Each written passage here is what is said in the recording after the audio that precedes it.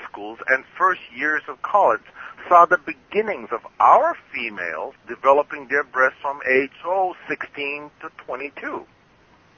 Yet today we see young girls starting their periods as young as 7 or 8, and by 9 or 10, their breasts are starting to develop, and by 12 and 13, these girls have fully developed breasts.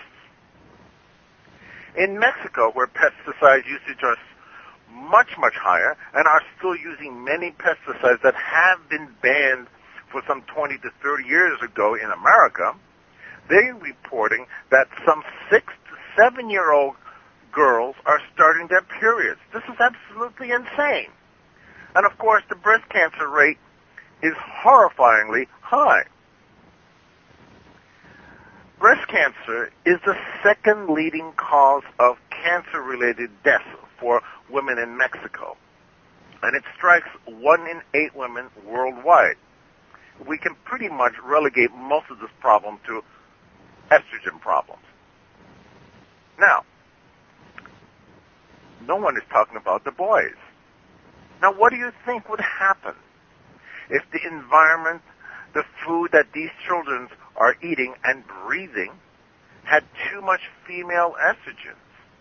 What do you think you would expect the developmental problems occurring to boys? Well, you would expect that you have too much estrogen.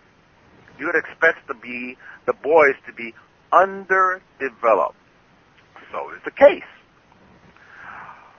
What we're starting to suddenly see is the sudden increase of fat, flabby, man boobs, and micro penises.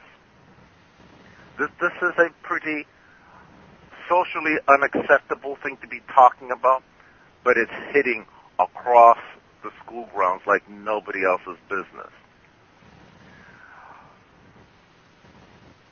Sterility is a very, very big issue.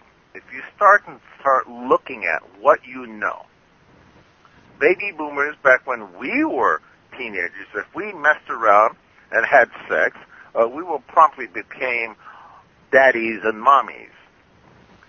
Present-day kids are having some 85% free sex, unprotected sex in high schools and elementary schools, but there's hardly a noticeable more than 10% pregnancy rate, if even that.